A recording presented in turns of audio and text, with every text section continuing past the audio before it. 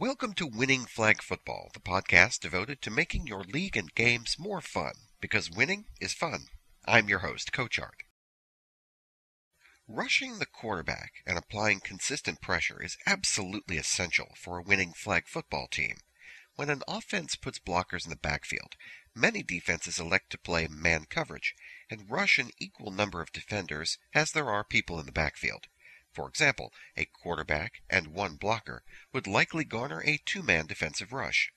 There are many strategies on rushing the quarterback, and today we're going to look at one strategy in some detail. Today we're looking at how to pressure the quarterback effectively with a stunting two-man rush. By the end of this podcast, you'll be able to identify the difference between a standard rush and the stunt technique. You'll also review coaching tips on our digital practice field on pressuring the quarterback with a stunt. A rush is the most basic way to pressure the quarterback. When two people rush the quarterback, the goal is to obscure the quarterback's vision downfield, limit the quarterback's run options, and shorten the time an offense has to run a play. A stunt is a special kind of two-man rush, where the defensive linemen swap rush lanes at the snap.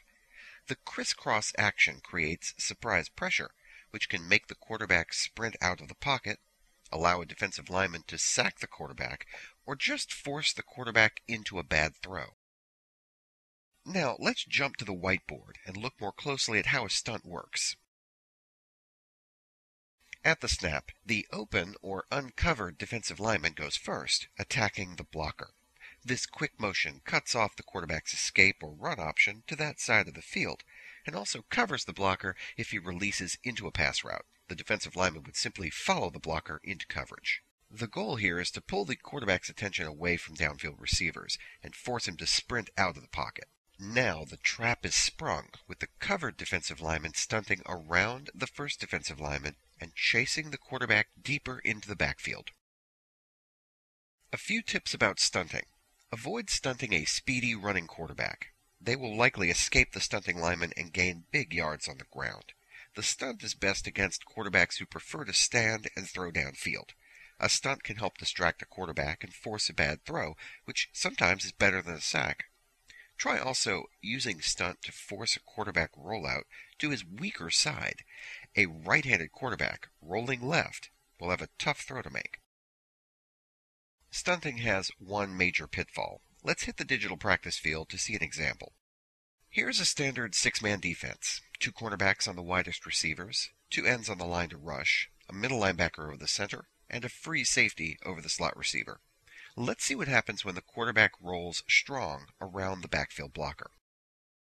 Notice here that the stunt works against you.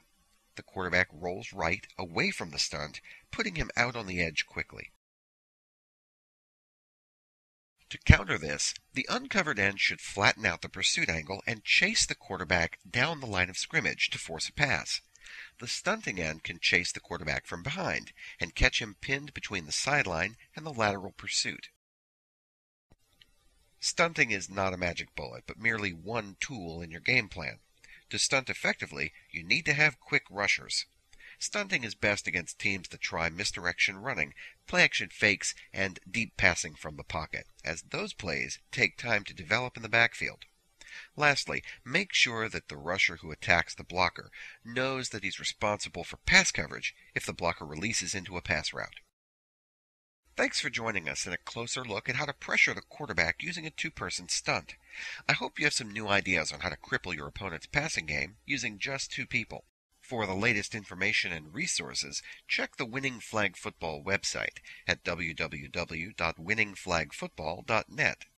You'll find links to our popular ebook series, Winning Flag Football, available at either Barnes & Noble or Amazon.com.